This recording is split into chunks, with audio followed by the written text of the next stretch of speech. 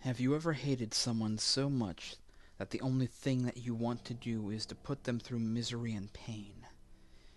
If so, you have come to the right place. This curse was used on Japanese spies that went rogue in the ages of the samurai and is still used by secret organizations today as a form of unnoticeable torture.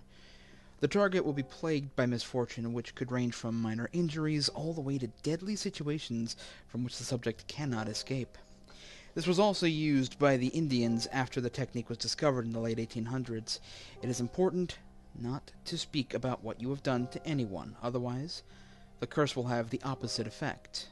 This happens for reasons unknown, since its creation was originally used for wooden keys of that era, but was modified by the aforementioned secret organizations in the late 1900s to affect metal keys. To begin, you will need one of the subject's keys. You must make sure that it is not an important key, since important keys are easily missed by their owners. You might have a hard time even getting close to your victim's keyring, but after you acquire this, you will need the following: ash of a burnt-down tree, log, or sticks to capture a spirit. A silver container to make sure that the spirit does not escape while it was captured. A knife or sharp object to anger the spirit by stabbing it while captured. Rice to make sure that the spirit can become more powerful and do more harm. A pen and piece of paper to make sure that the spirit hits the right target. Salt as a precaution to pour around the silver container, so if the spirit escapes both ash and silver, this will provide you with enough time to complete the ritual if the spirit is a very strong one. Water to lay the container in, maybe inside a sink or somewhere else, just as long as you can retrieve it again in a short amount of time. If you have the above mentioned, then follow these steps to begin the ritual. Step 1. Pour the ash into your silver container and begin to pour the salt around the silver container. These are your 3 titanium walls blocking the spirit trying to attack you.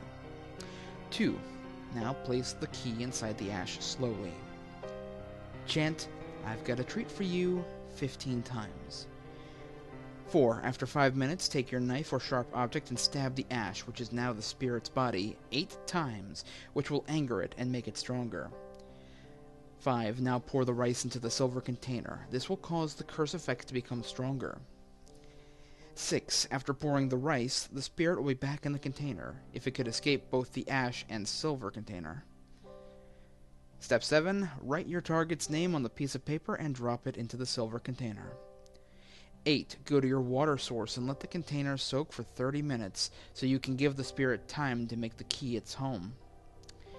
Step 9. After the 30 minutes, you should take the key out of the container slowly and return it to where you found it. Warning: if the target dies, the spirit will come for you, so cover all openings of your house with salt. Otherwise, you might see that same key appear in your house, and you will die.